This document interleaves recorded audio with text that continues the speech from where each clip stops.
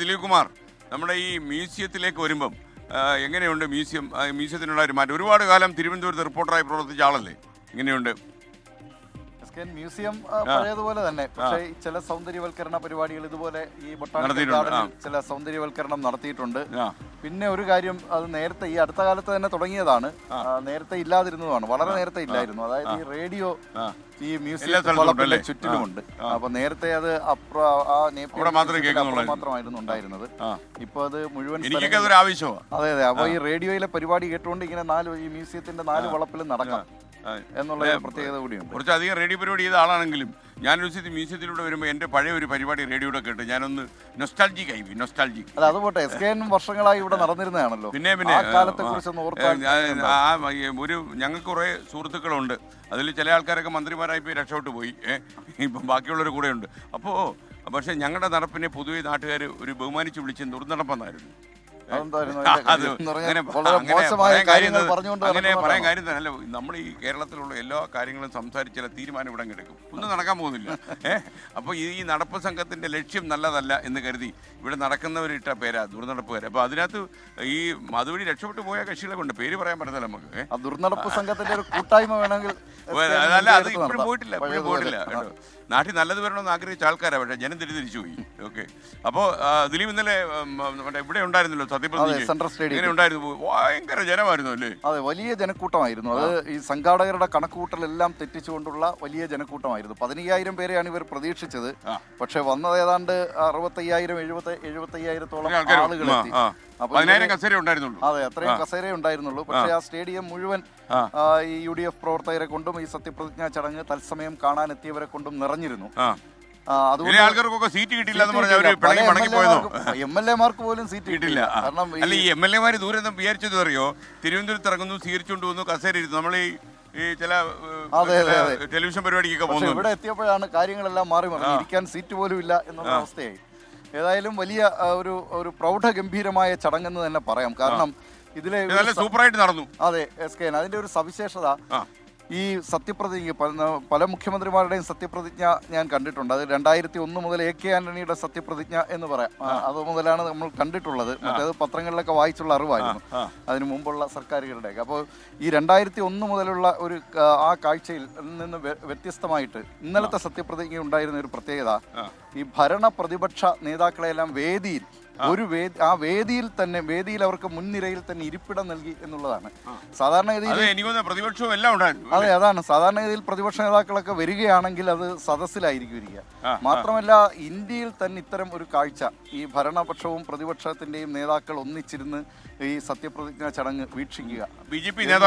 അതെ, BJP-യുടെ സംസ്ഥാന അധ്യക്ഷൻ രാജീവ് ചന്ദ്രശേഖർ ഉൾപ്പെടെ, മുൻ മുഖ്യമന്ത്രി പിണറായി വിജയൻ, CPI-യുടെ സംസ്ഥാന secretary Binoy Viswam, M V Govinda master, അങ്ങനെ മുൻ സ്പീക്കർ ഷംസീർ, അങ്ങനെ ഈ എല്ലാ നേതാക്കളെയും മുൻനിരയിൽ ഇരുത്തിക്കൊണ്ടായിരുന്നു, വേദിയുടെ മുൻനിരയിൽ ഇരുത്തിക്കൊണ്ടായിരുന്നു ആ സത്യപ്രതിജ്ഞാ ചടങ്ങ് നടന്നത് എന്ന സവിശേഷത കൂടി ഇന്നലത്തെ ആ സത്യപ്രതിജ്ഞ ഉണ്ടായിരുന്നു. ഓക്കെ.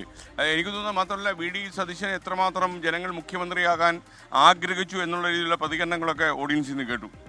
അതെ, ജനങ്ങൾ വളരെ ആഗ്രഹിച്ചതാണ്. മാത്രമല്ല, ഇപ്പോൾ ഒരു പേര് അദ്ദേഹത്തിന് ലഭിച്ചിട്ടുണ്ടല്ലോ, അണികൾ നൽകിയിട്ടുള്ള നിലപാടുകളുടെ രാജകുമാരൻ.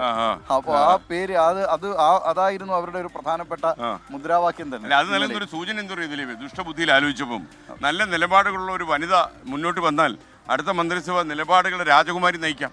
അതെ, നിലപാടുകളുടെ രാജകുമാരി നയിക്കട്ടെ. അങ്ങനെ ഒരു കേരളത്തിലേക്ക് വരട്ടെ. ഇപ്പോൾ തന്നെ പ്രാതിനിധ്യം, വനിതാ മന്ത്രിമാരുടെ പ്രാതിനിധ്യം 2 ആണ്. അതെ, 2 മാത്രമേ ഉള്ളൂ. വനിതകളാണ് കേരളത്തിൽ ജനസംഖ്യയിൽ കൂടുതൽ. പക്ഷെ അവരുടെ ഈ പ്രാതിനിധ്യ കണക്കിൽ നോക്കിക്കഴിഞ്ഞാൽ അവർക്ക് ഇപ്പോഴും വേണ്ടത്ര പരിഗണന രാഷ്ട്രീയ പാർട്ടികൾ നൽകുന്നില്ല എന്നുള്ള ഒരു പ്രത്യേകത, ആ നിലയിൽ രാഷ്ട്രീയ പാർട്ടികൾ ഇനി മാറി വരേണ്ടിയിരിക്കുന്നു, അവരുടെ ചിന്താഗതിയൊക്കെ. മാത്രമല്ല, എനിക്കൊന്ന് പുരുഷന്മാരെന്ന് ഒഴിഞ്ഞു കൊടുത്താലല്ലേ സ്ത്രീകൾ. എനിക്ക് നമ്മുടെ കൊച്ചിയിൽ നിന്നുള്ള നമ്മുടെ റീജിയണൽ ഹെഡ് വിപിൻ സി വിജയനും ഇന്നലെ ഈ സത്യപ്രതിജ്ഞാ ചടങ്ങിന് സാക്ഷ്യം വഹിക്കാൻ എത്തിയിരുന്നു. അപ്പോൾ വിപിനും ഒരുപക്ഷെ ഇതൊക്കെ ആദ്യത്തെ അനുഭവമായിരിക്കും. എനിക്കൊന്ന് ലൈവായിട്ട് ഏറ്റവും കൂടുതൽ സെൽഫി എടുത്തത് ആഷ്മി താജ് ഇബ്രാഹിമാണ്. അതെ, ആരാധകരെ കേരളത്തിൽ നിന്ന് വന്ന ആരാധകരൊക്കെ തന്നെ ഒരുപാട് സെൽഫികളുമായിട്ട് മുന്നോട്ട് പോകുന്നത് നമ്മൾ കണ്ടു. അതെ, വിപിൻ സി വിജയൻ വിപിൻ സി വിജയൻ എങ്ങനെയുണ്ടായിരുന്നു സത്യപ്രതിജ്ഞ? ഗംഭീരം. ആ അത് മാത്രം ഒറ്റ വാക്കിൽ അതാണ് പറയാൻ കഴിയുന്നത്. മന്ത്രിമാരും ആകെ ബഹളം. ഞാൻ MLA ഹോസ്റ്റലിലായിരുന്നു. അപ്പൊ അവിടെ അത്ര ഓരോ ആളുടെ കൂടെ ഓരോ MLA യുടെ കൂടെ അത്ര ഏറെ ആളുകൾ അവർക്ക് മുദ്രാവാക്യം വിളിക്കുന്നു. അങ്ങനെ ഒരു ബഹളമായിരുന്നു. വൈബായിരുന്നു, മൊത്തം വൈബായിരുന്നു. ചില MLA മാരൊക്കെ വഴിയിലായി പോയെന്ന് പറഞ്ഞു സീറ്റ് ഒന്നും കിട്ടാതെ. അതെ. അത് മാത്രമല്ല, അവിടുന്ന് ഇറങ്ങി അവിടേക്ക് എത്താൻ, അതായത് സെൻട്രൽ സ്റ്റേഡിയത്തിലേക്ക് എത്താൻ അത്രയും ഒരു താമസം ഉണ്ടായിരുന്നു. ഭയങ്കര ബ്ലോക്കും. പക്ഷെ മന്ത്രിമാരൊന്നും ലേറ്റ് ആയില്ലല്ലോ. അല്ല അതൊരു ഭാഗ്യമായി. എന്നാലും ഇത്ര വലിയ നന്നായിട്ട് ഇത്രയും വലിയൊരു സംഭവം കോർഡിനേറ്റ് ചെയ്തു ടീം ലീഡർ VD സതീശൻ. അത് ഗംഭീരമാക്കി. ബാക്കി ചെറിയ ചെറിയ കാര്യങ്ങളൊക്കെ നമ്മൾ ഊതിപ്പെരിപ്പിക്കുന്ന അല്ലേ? അതാ അവര് വകുപ്പൊക്കെ അവർ ഉപയോഗിച്ച് അല്ല കൃത്യമായിട്ട് സംഭവമൊക്കെ ചെയ്യും. വിഭജനത്തിൽ ചെറിയ പ്രശ്നങ്ങളുണ്ട്. SKN അതാണല്ലോ ഇപ്പൊ നേരത്തെ SKN പറഞ്ഞതുപോലെ ശ്രീത്ത് റിപ്പോർട്ട് ചെയ്തതുപോലെയുള്ള വിഷയങ്ങളുണ്ടല്ലോ. അതായത് ഫിഷറീസ് വകുപ്പ് ലീഗിൽ നിന്ന് മാറ്റണം എന്ന ആവശ്യം അത് രൂപത ഈ കത്തോലിക്ക സഭ അത് ആ ആവശ്യം ഉന്നയിക്കുന്നുണ്ട്. കോൺഗ്രസ് ഏറ്റെടുക്കണമെന്നാണ്. ലീഗിൽ നിന്ന് മാറ്റണം എന്നുള്ളതല്ല, കോൺഗ്രസ് ആ വകുപ്പ് ഏറ്റെടുക്കണമെന്നാണ് കത്തോലിക്ക സഭ ആവശ്യപ്പെടുന്നത്. ഇന്നലെ തിരുവനന്തപുരം രൂപത ബിഷപ്പുമായിട്ടൊക്കെ VD സതീശൻ മുഖ്യമന്ത്രി ചർച്ച നടത്തിയിരുന്നു. അപ്പോഴും ഈ ആവശ്യം ഉന്നയിച്ചു. അതുപോലെ ധീവരസഭ മത്സ്യബന്ധന മേഖലയിൽ വലിയ സ്വാധീനമുള്ള സംഘടനയാണ്. ധീവരസഭയും ഇതേ ആവശ്യം ഉന്നയിച്ചിട്ടുണ്ട്. അതുകൊണ്ട് ഈ ഫിഷറീസ് വകുപ്പ് അത് കോൺഗ്രസ് ഏറ്റെടുക്കണം ലീഗിൽ നിന്ന് ഏറ്റെടുക്കണം എന്ന ആവശ്യം വന്നതോടുകൂടി വകുപ്പുകളുടെ കാര്യത്തിൽ ഉന്നത വിദ്യാഭ്യാസം നേരത്തെ റോജി M. ജോണിന് നൽകാൻ തീരുമാനിച്ചിരുന്നതാണ്. ഇപ്പോൾ ആ ഒരു കാര്യത്തിൽ ഒരു ചെറിയ തർക്കം നടക്കുന്നുണ്ട് ഈ വകുപ്പുകളുമായി ബന്ധപ്പെട്ട്. മാത്രമല്ല SKN ഇനിയിപ്പോൾ മുഖ്യമന്ത്രിക്ക് ഈ ബജറ്റിൻ്റെ പണിപ്പുരയിലേക്ക് കടക്കണം. അടുത്ത മാസം 5-ാം തീയതി ബജറ്റ് അവതരിപ്പിക്കണം. സാധാരണ രീതിയിൽ ഒരു ധനമന്ത്രിമാർ കുറച്ച് ദിവസം അവധിയൊക്കെ എടുത്ത് നേരെ കോവളത്ത് പോയിരുന്നാണ്.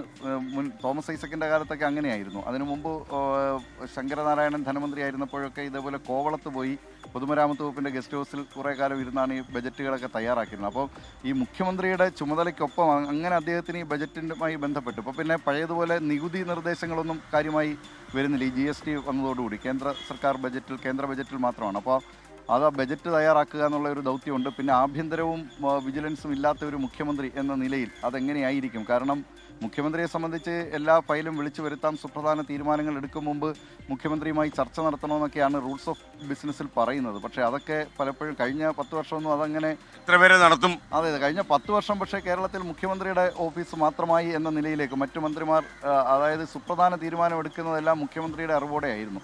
അപ്പോൾ അതിൽ നിന്ന് ഇത്തവണ എങ്ങനെയായിരിക്കും ആ മാറ്റം ഉണ്ടാവുക എന്നതൊക്കെ കണ്ടറിയേണ്ടിയിരിക്കുന്നു. Thank you B Dileep Kumar and Bipin C Vijayan. നമ്മൾ മുന്നോട്ട് ഇറക്കട്ടോ? ഓക്കെ. നിരീക്ഷകൻ എവിടെയെങ്കിലും കാത്തു നിൽക്കുക. ഒരു ചായ കഴിച്ച് നിൽക്കുമ്പോഴത്തേന് നമ്മുടെ നിരീക്ഷകനെ വീണ്ടും തേടും.